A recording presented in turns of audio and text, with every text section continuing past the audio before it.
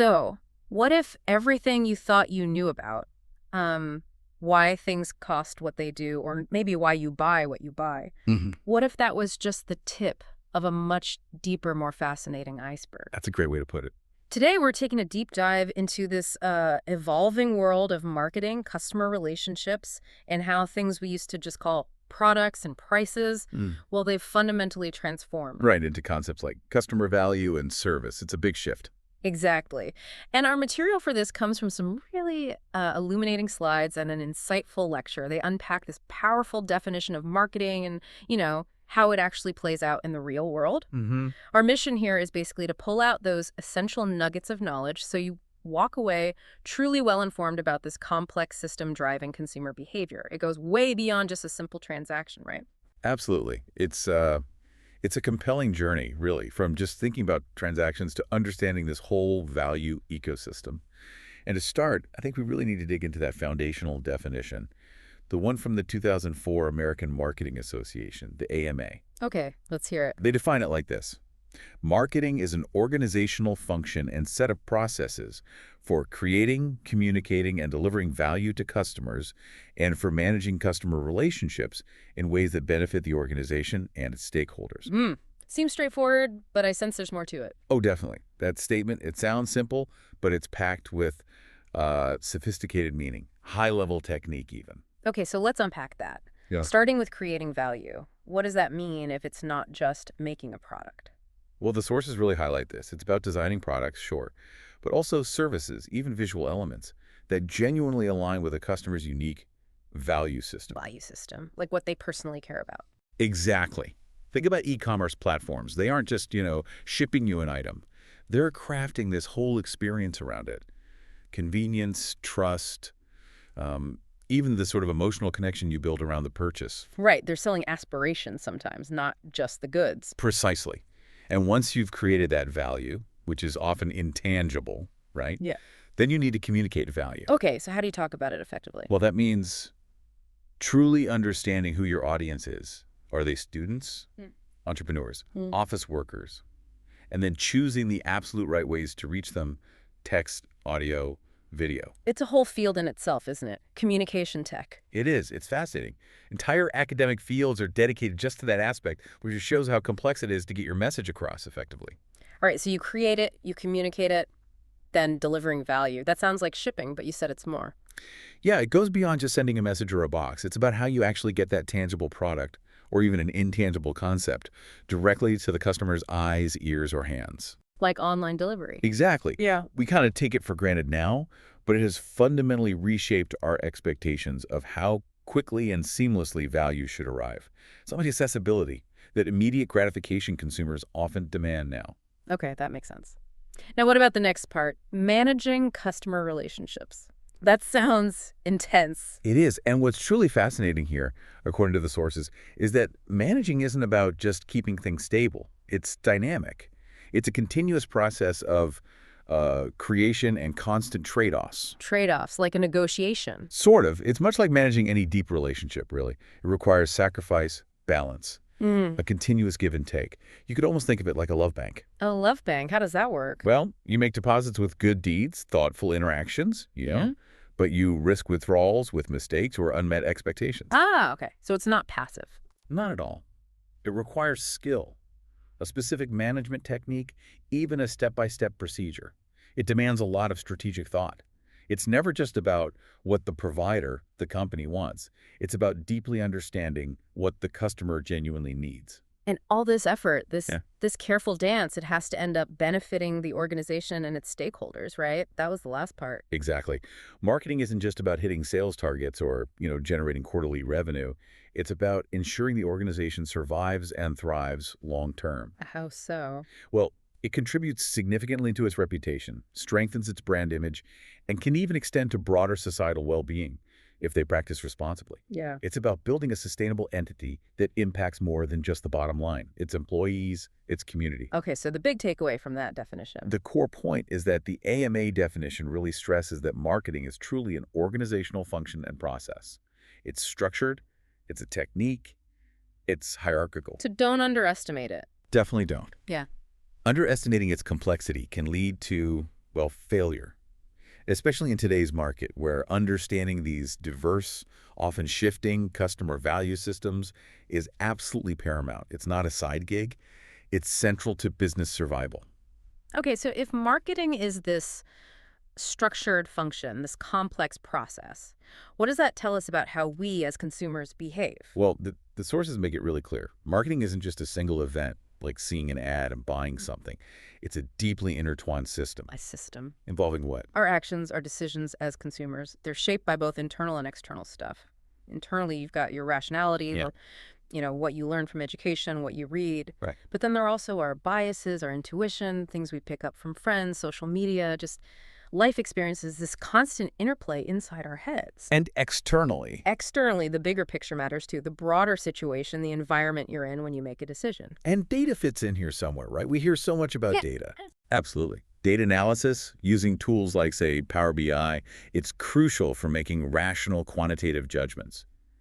But, and this is important, data can also be, well, fraught with biases and illusions. How do you mean, like, the data lies? Not exactly lies, but it might not tell the whole story. For instance, think about ad clicks. High clicks don't always perfectly reflect true demand or, genuine product quality. Why not? What if those clicks are just dominated by advertisers with massive budgets? They can push their product into your view constantly, even if it's not the best fit for everyone.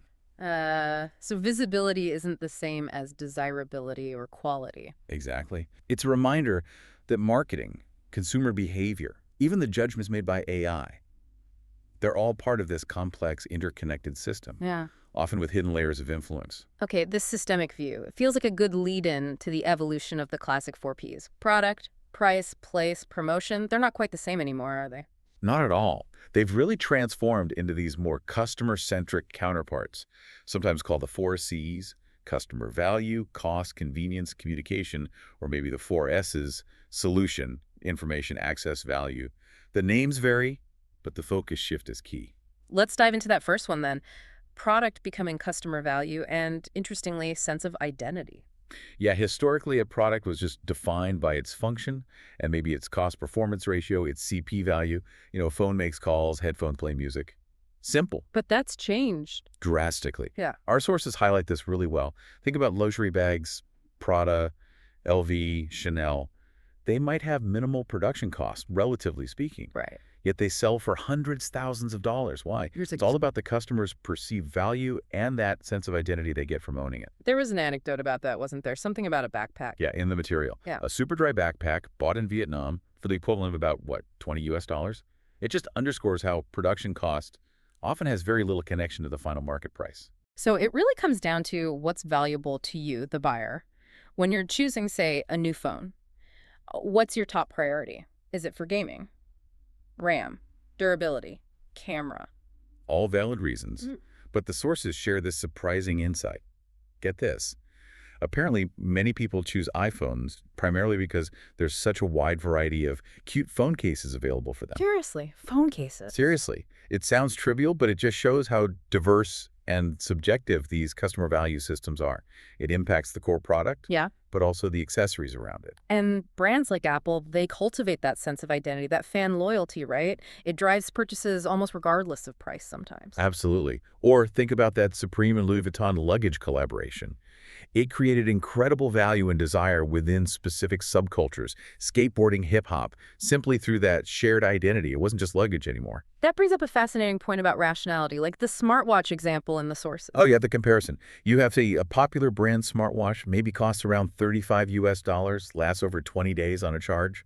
Okay, sounds practical. Then you have a premium brand one, much more expensive, needs charging every 2 or 3 days. Functionally, the battery life is way worse. Right. But which one is often preferred, especially as a gift? The premium one. Why? It's the value, the brand identity it carries. Sometimes for reasons that look almost irrational from a purely functional standpoint. It's about the feeling, not just the features. Exactly, it's the feeling. Okay, moving on. The second P, price. That's evolved to customer cost and service. How does that work? Well, pricing used to be maybe a simpler calculation, right? Production costs, operating costs at a profit margin. Done. The cost plus model. Right. Now, it's heavily influenced by customer cost, which really means what the customer is willing to pay. Hmm. And perception is huge here, Perception is reality, you mean? pretty much. The sources use this microphone example. Hmm.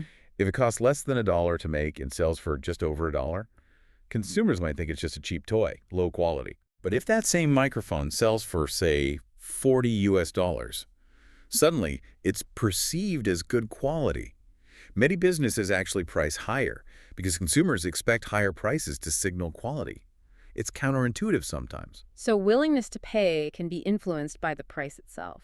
Definitely. And think about high-end experiences, like that Michelin-starred restaurant mentioned, charging hundreds of dollars for a special last dance event. Incredibly expensive, yet often fully booked months ahead. Right. The scarcity and exclusivity drive desire. Exactly. It shows that sometimes the more expensive something is, the more people desire it, especially when demand outstrips supply, like we've seen with phone prices creeping up. And this is where service comes in strongly, right? Absolutely.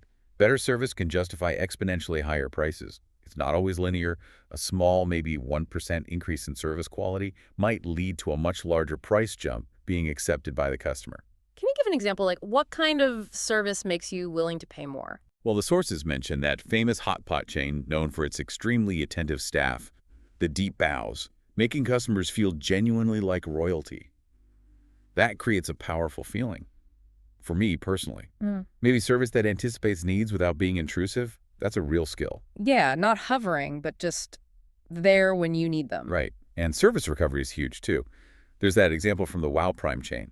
Soup gets spilled on a customer, terrible situation. Oh, wow, yeah. But the response was immediate, comprehensive. Cleaning help, first aid, new clothes provided, full meal refunded, plus vouchers for the future. That's impressive. The result, Yeah. lifelong customer loyalty, reportedly. Now, contrast that with a negative example from Chili's refusing a drink refill because the customer took a sip before the official refill time or something. Ouch. That leaves a bad taste, literally. It does. It just vividly shows how critical those frontline staff are. They are the service aspect of pricing and loyalty. They're the embodiment of the brand at that moment. Okay, that makes perfect sense. Let's move to the third one. Place evolving into convenience and speed.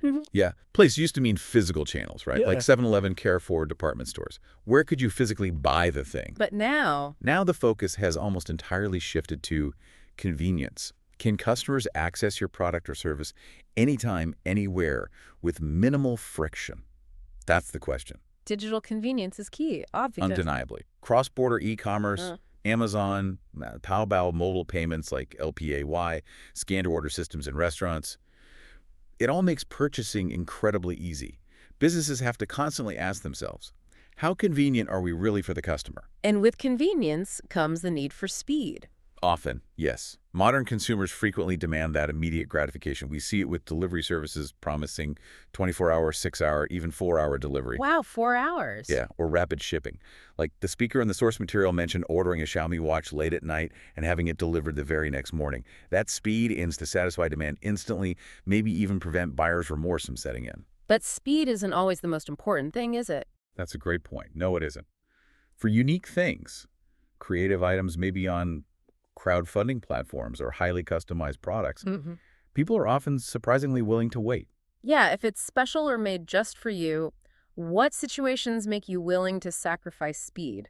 For me, it's usually uniqueness or customization, like you said. Or maybe if it's significantly cheaper and I don't need it urgently. Which brings us to maybe the most irrational example from the sources. Free shipping.